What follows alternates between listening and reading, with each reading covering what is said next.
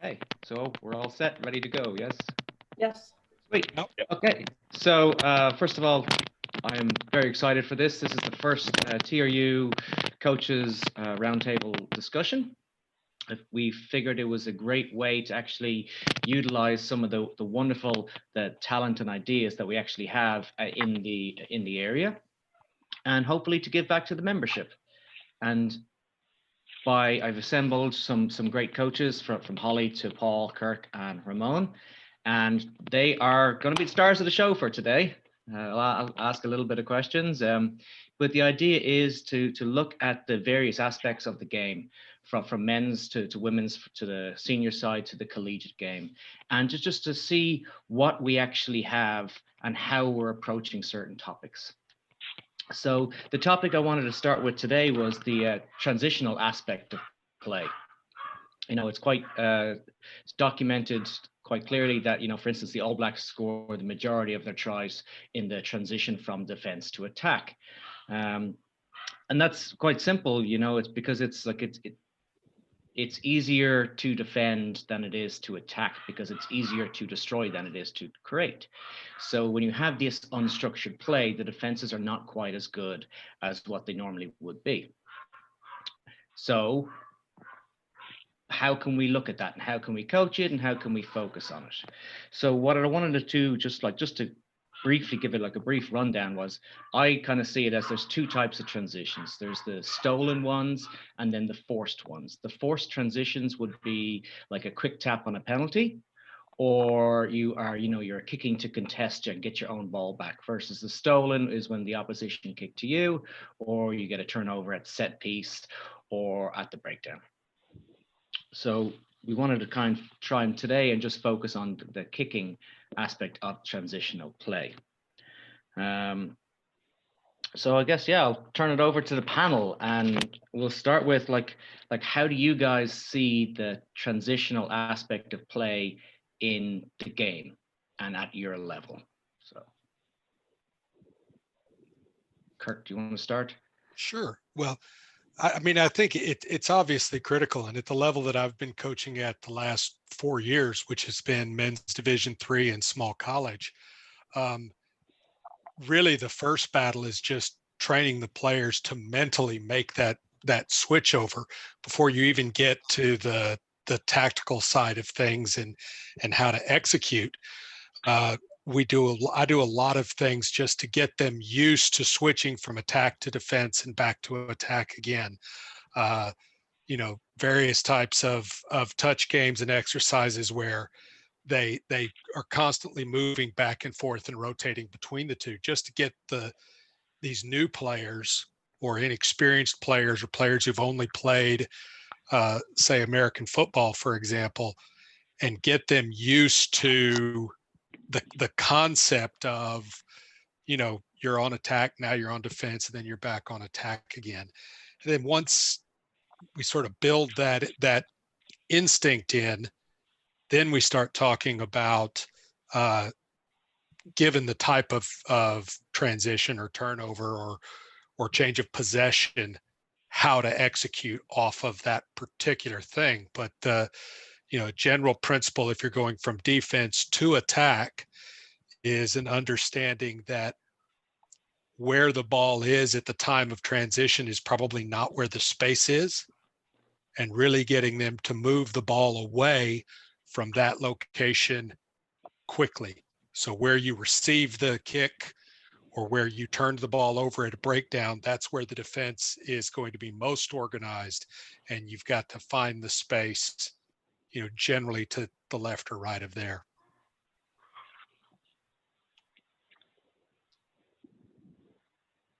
I think for me, when we talk about kicking exchanges, I always tell the guys, we got to wrap our head around when we kick, say we want to exit our red zone, that we are essentially trading possession for field position, right? So obviously the organization around kick chase lines, and then perhaps a quick return and staying organized.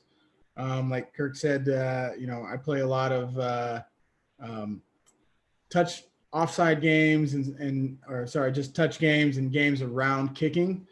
One of them being a point system for, good kicks inside the 22, kicks that go to ground.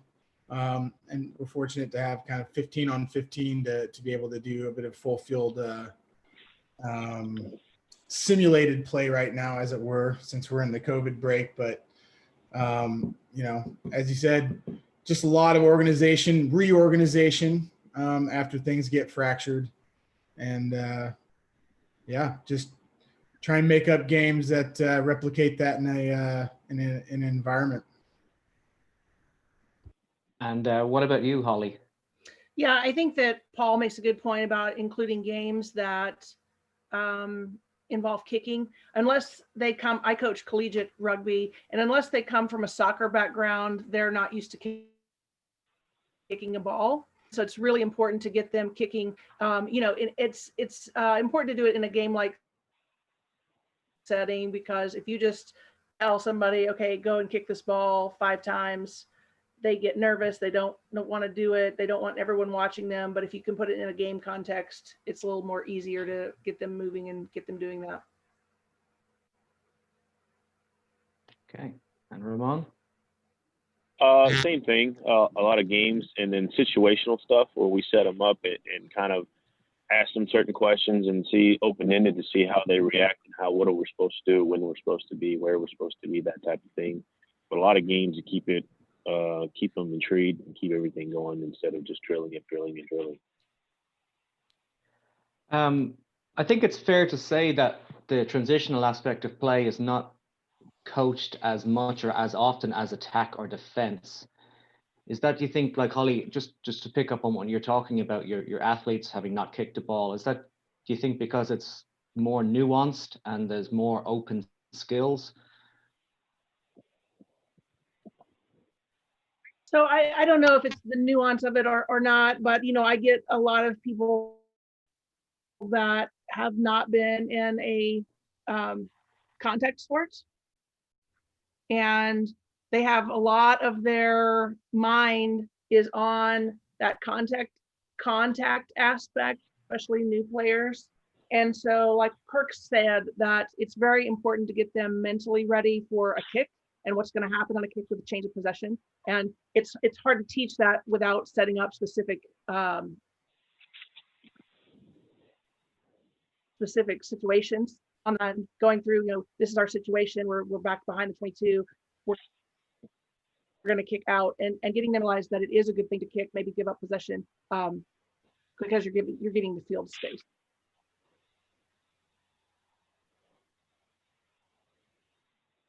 Kirk?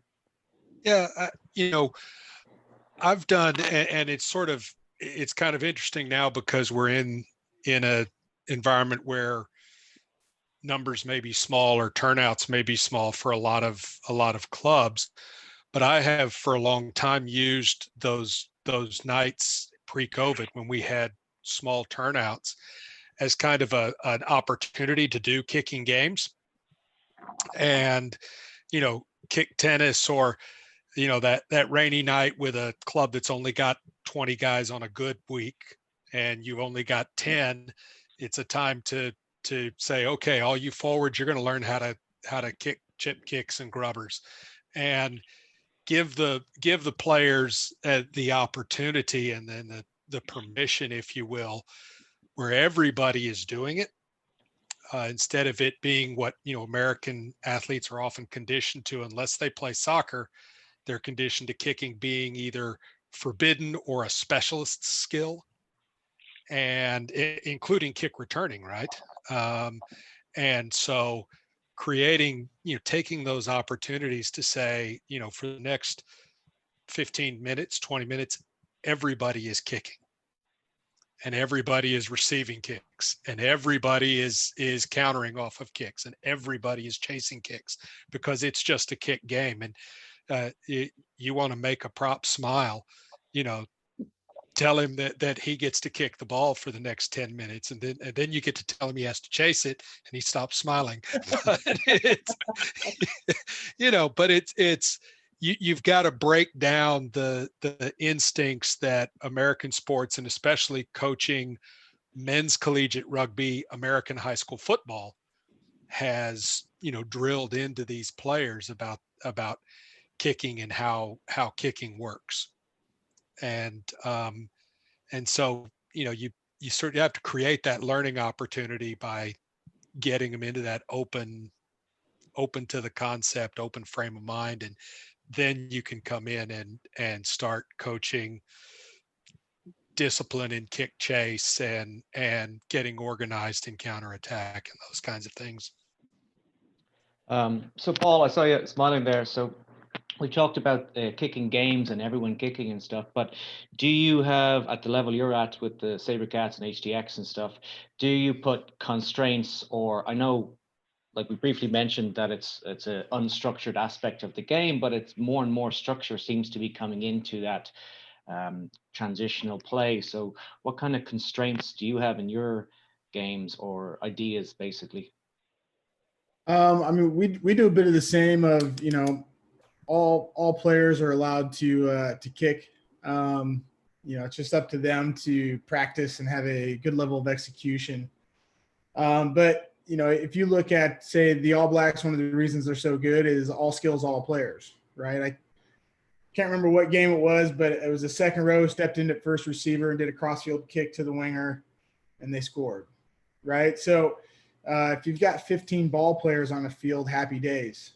And as Kirk was saying, let's create some environments where any one of these 15 guys, if they see space, let's have them attempt to kick to space or kick, exiting their 22, right? Not ideal that a front row or a second row would have to do that in a game, but if it comes to that, it wouldn't hurt for them to have a few reps in a training environment, whether it be through a fun game or contrived, right? Yeah. Ramon, have you got anything on this? Basically, I mean, I agree with Paul. If everybody can make a play, everybody can kick, it makes things a lot easier, a lot more, it flows better. And what Kirk was saying is some people, I guess along the lines of Kirk was saying, is a lot of players are like one-dimensional coming from American football. And a lot of kids that I personally get out here, all American football background, having to kind of break the habits, ball carrying, kicking, that type of thing, and not traditionally being able to kick the ball or even touch the ball for that matter. It's something new to them. And that's how a lot of guys we get fall in love with that sort of thing. So the idea is almost like being like a triple threat where, run pass kick or run kick pass. That's what we're trying to breed. Hey, Gordon, we've got a question coming in. Grant Cole, always watching.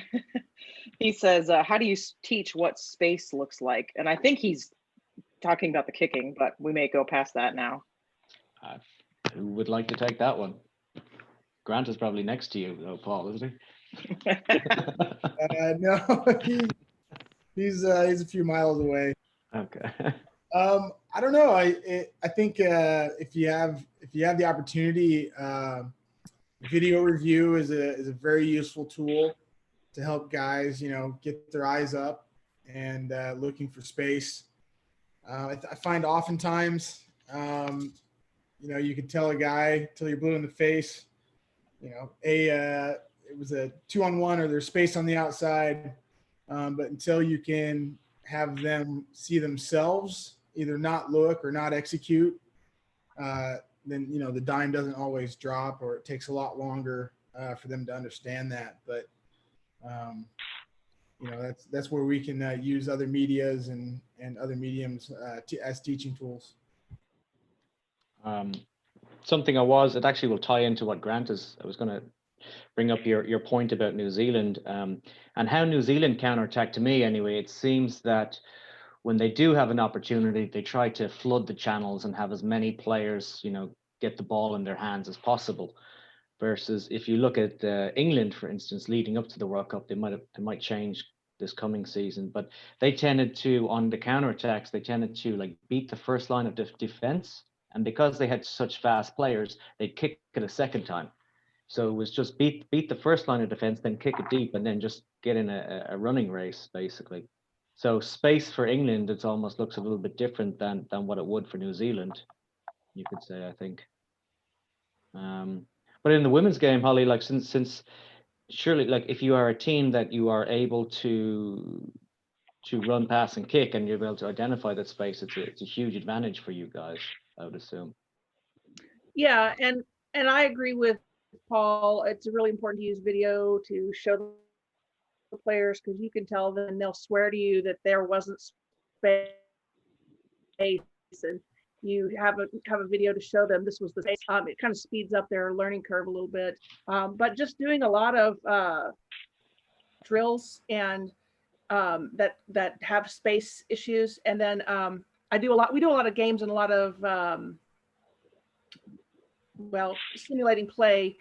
And what I do is I'll just, when I see someone going in the direction that's not the space, I'll just blow the whistle and have them stop, have them physically sit there and me, why did you run to the left? Look what was to the right. And when they can actually see it when they're stopped, because when they have the ball, they're under a lot of pressure, especially like I said before, the girls that haven't played a contact sport, when they have the ball, they're thinking about getting tackled, at least the new players, and they're not thinking about where should I be taking the ball into space or looking for a pass or looking for a kick. They're thinking about, I don't want to get tackled. And so it's really important to stop them while we're doing these drills and the games and things and say, stop and look. Okay, I see it now. And so they've got to play heads up, because a lot of them want to play with their head down, looking at the ground. Okay. Anyone else have anything on that? Well, I think games and gameplay and talking to players about game experience, their experiences in games is really critical. And when you have the luxury of the video, that's huge. Like my old O-line coach in high school used to say, the eye in the sky doesn't lie. But I think one of the reasons that teaching it through gameplay rather than describing it or freeze framing it is so important is that there's a time component to space, in the sense that just because there's space there, if there's lots of fast players in a position to fill it, it may not really be where the space is. And how a ball carrier can, or even a dummy runner can, freeze the defense in order to maintain that space or preserve that space is important. And those are really difficult concepts to explain. I think players really have to learn those things experientially, kinetically, and they execute and they go, wow, I thought the space was there and it closed down really quick, or, oh, hey, that worked really well, and being able to in real time gauge the flow of the defense, evaluate their opposition, know where their support is, and understand how to convert an open patch of grass into real space that you can attack, is that, that is a higher level of player mastery, if you will. But I don't think that it's an easy thing to teach, in a non-dynamic way. I really think you've got to use time on the field and in opposed situations, in game-like situations, and playing in actual games to get there. So yeah, so something like you said at the start, Kirk, is when you get a turnover or a transition, is to where's the space and to move the ball quickly. I had a coach here in Texas many years ago who had just a standard, a 2-pass rule. I use that. Yeah. Is that a fairly common thing, I would assume? Yeah, I've heard that many teams that I've played, and I've said it myself a few times as a coach. And go ahead. No, I was say, yeah, and especially with the inexperienced players, giving them a a base situation or rule of thumb to work off of, and then I've never had a problem with a player who just would not run straight at a gap that was opened up in front of them. So I'm not worried about that. It's about them not running straight into a defender when there's other options. That is the challenge. And as a group or a collective, have you guys done work on shepherding the defenders or using the players who aren't on the ball to kind of block and to create channels and open gaps and stuff? Is that something that you have looked into or used before? Not at the level I've been coaching at the last 4 years, certainly. That's probably a bit beyond where we're at right now. That was talked about and coached a lot at international level professionally when I was playing. We call it like, you need to escort the player down the field a little bit. And, at those levels, a person 1 or 2 meters out of position might be enough for the half gap or to make something happen. We talk about it at the Sabercats, and it's just about trying to, I don't want to say fracture the kick chase line, but just kind of, keep them a little less organized as they're running down and chasing on you and stuff. But fine line there too. And Wendy could probably chime in regards to the refereeing and how they see that and manage it. But you can't be doing any real blocking on your way down there, can you? That's it. Perfect transition to Wendy. Yeah, I think when we were talking about the transition play, that is as a referee, it's very difficult because especially we teach referees, get to the breakdown, be the first one there. But in kicking, you almost don't want to be the first one there because you're looking for, the first thing you're doing is looking away and looking out and looking at who's running and who's offsides, right? So you've got the kicker in your eye and then you're looking left and right and looking at those wingers. And your ARs really help you with that. But you're the first, 12 stop, you're in front. That's the first part, right? And that's actually quite hard to teach referees. So we do a lot of film review. And then anytime we can get a referee on a pitch with players that practice doing these kick games, really helpful, especially that ping pong. Because then you've got to know who's on sides, who's coming forward, who's attacking, and then let's, not even talking about, kicks into end goal and who put it in there and all of that. But to Paul's point, we're definitely starting to see in the MLR that shepherding and the international rugby level, and even where there's the kick and the receiver is receiving, and then you've got those 2 or 3 in front that are kind of making that wall so that they can't be contested in the air. That's something else we've been seeing to where you're trying to get those players, get them out of the way because they're kind of they're not really doing anything, but they're blocking and you can't run up and try to contest for the ball quickly. So we do see that as referees quite a bit as well.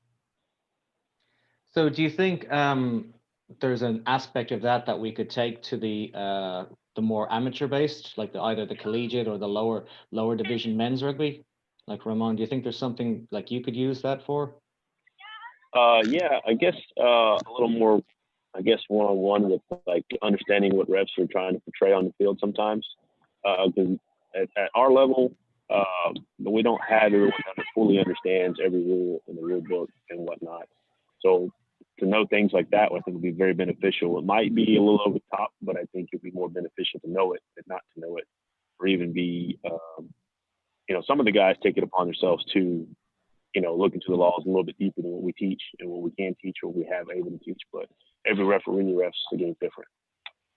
Yeah, and when you're talking to college freshmen who've spent a decade playing American football, you got to be real careful about talking about concepts like shepherding too soon.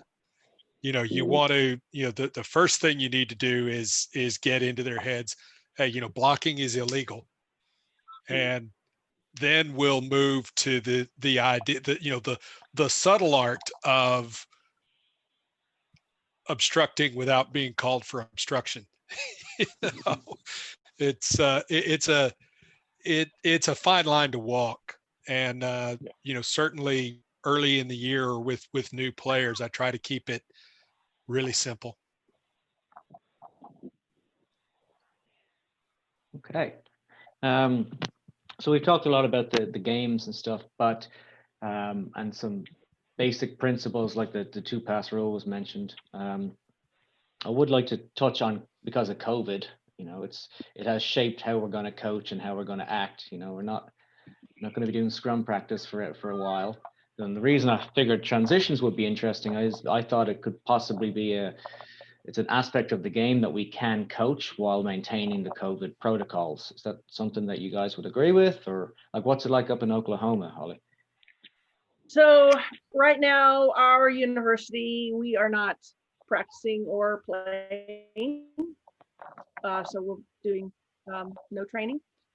So this is the time to focus on strength and conditioning, fitness, and maybe learning some more of the laws of the game that the players aren't familiar with. But we're on still a pretty much total lockdown up here.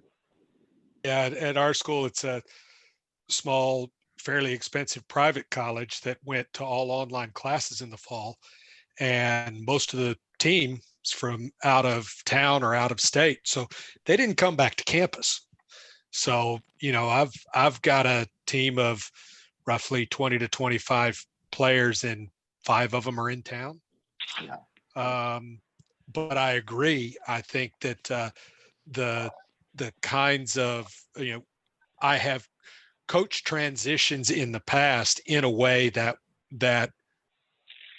is easily adapted to the COVID restrictions that we're under right now. So for you, Paul, you said you're doing 15 on 15, or you have the luxury of that. So has there been a change of approach with COVID, or? Yeah, I mean, we've just been hammering skills and fitness. Lots of passing, getting our forwards to kind of get past this 5-meter halo of passing and trying to expand that to the 8 to 10 meters, a lot like our backs. And then, trying to do and make up as many kicking games and transitional games like that as well. Yeah, I know guys are chomping at the bit to either start hitting bags or start hitting each other. So I think we've just gone on to stage 4. So some of that start be able to transition in here in Texas. Yep. And Ramon, it looks like you're on the field ready for practice. Yeah, we're getting ready. Our university is kind of blessed us in a bit. They opened up some of our restrictions on numbers and certain protocols, but we still have to do temperature checks, hand sanitizer, disinfecting all of our equipment. The only equipment we're allowed to use right now is really just balls and cones,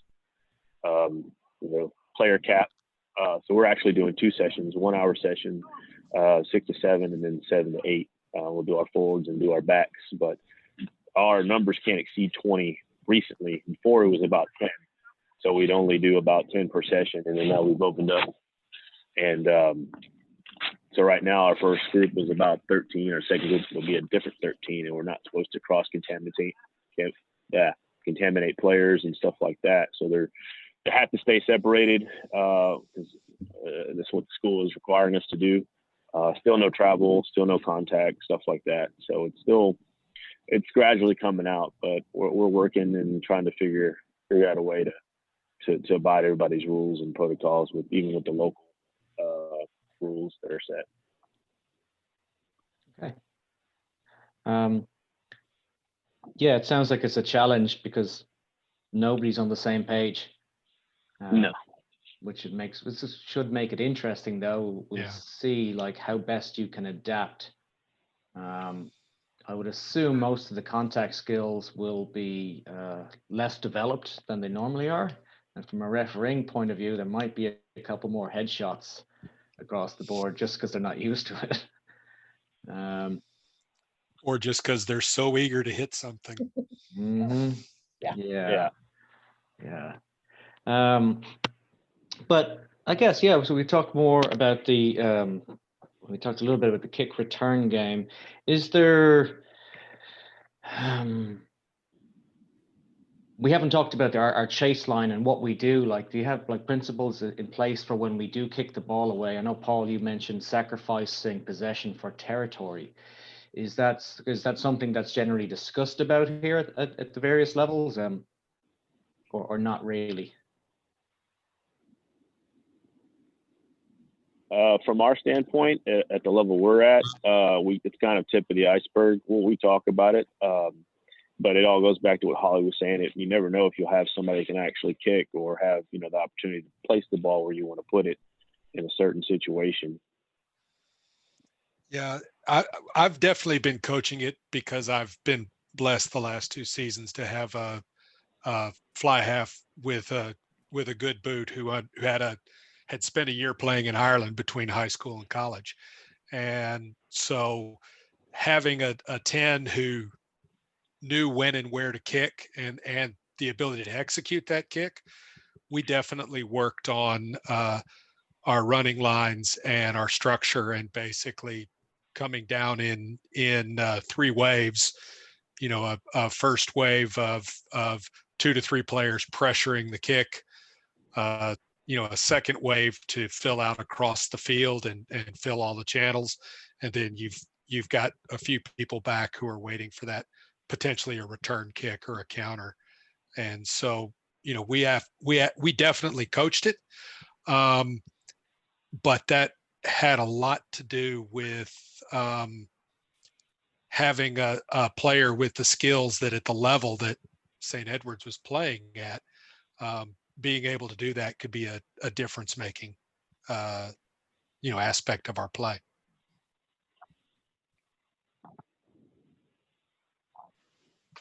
And Holly, so I assume like possession is key at the women's collegiate game. Yeah, I mean, possession is key. We did talk about kicking to get field position and giving up possession. Mm-hmm. We do coach that. It's just sometimes at the women's collegiate level, it's not the execution sometimes lacking, but it is something we coach and we try to learn, because like I said, a lot of unless they came from a soccer background, and I get a lot of basketball players and they're just not the concept of kicking is very new to them and they don't want to do it. And so I used to actually years ago have only a few people that were allowed to kick in the game, and I've come off of that, and now because we play so many kicking games in practice, everyone can kick. Wendy knows I was Wendy's coach. Wendy was allowed to kick, and Wendy would try to do the drop kicks for points. But I've changed my mind on that, and everyone can kick. Everyone can kick. And Paul, do you have frameworks in place, I would assume? Yeah, I think once as Kirk and Holly are saying, once you've got personnel that can place a ball where you want it, then we start talking about tactics and possibly even getting a turnover. So kicking to the corners, pinning them against the sideline, high balls, contesting them, when and where and how we want to exit. We even break it down into exit from a 22 off of a scrum. We want these people in the ruck and this personnel on their feet, just because we want our best open space defenders to be the ones in that, that line, that kick chase line coming down the field. So, but that all stems around having a few guys that can execute that skill set.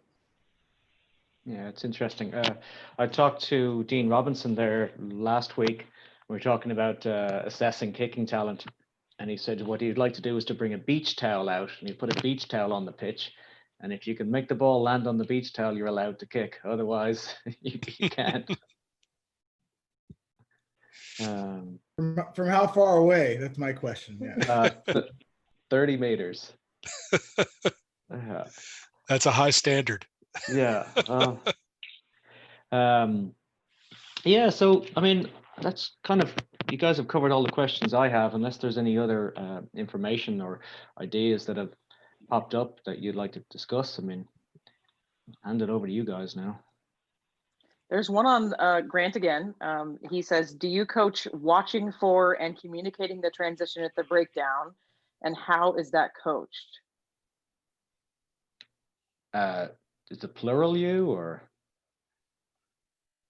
It is a singular, but I think he's just asking everybody. Okay. He's asking the group. Yeah. Yeah. Do use. Use or y'all. He should have used y'all. You probably, There you go. There you go. Yeah. No confusion then. I would love to hear what Paul and Gordon have to say on that. I'm going to ask to have the question reread. You reread it, Wendy? I just refreshed, but I think it's generally how do you coach transitions, and do you coach that point, and how do you do it? Visual cues. So we'll say if you look at the Major League Rugby level, it's they're becoming quite like formulaic almost, and they all box kick from the same area. It'll be around the 15-meter line. They'll have their chasers on the inside and chasers on the outside. So that's a visual cue. There's very few teams offering razzle dazzle. We use that word a lot. So that's easy when you know they're going to be looking to carry into an area, and they're going to set up the box kick, and the referees aren't enforcing the time, the speed of play on the box kick. So you generally have anywhere from 5 to sometimes 14 seconds to get ready. So that's one. And again, it's difficult to defend against teams when you don't know where they're going to kick, or you don't know who's going to kick. But if they're in the exit zone, I've found you can generally, there's very few options. They'll either carry in midfield and then kick from that breakdown, or they'll kick straight away, or they'll try and set up a box kick. So exit defense is kind of easy to predict. Yeah. I mean, I teach my guys based on a general dearth of kicking skills at our level, that when the first receiver or the 10 shapes to pass, you pretty much assume the kick is not going to happen, and you're now looking to bring pressure. And we coach, of course, zones zones of the field where we are either attempting to do a certain thing like exit and relieve pressure, or we're expecting the opposition to do it, and to build expectations. But I really put a lot of that burden on my 9 and 10. They're selected for their greater tactical awareness. We got a clarification from Grant. It's coming in live. He says, to be specific, I'm asking about the contact point when the jackal is successful in stealing the ball and countering.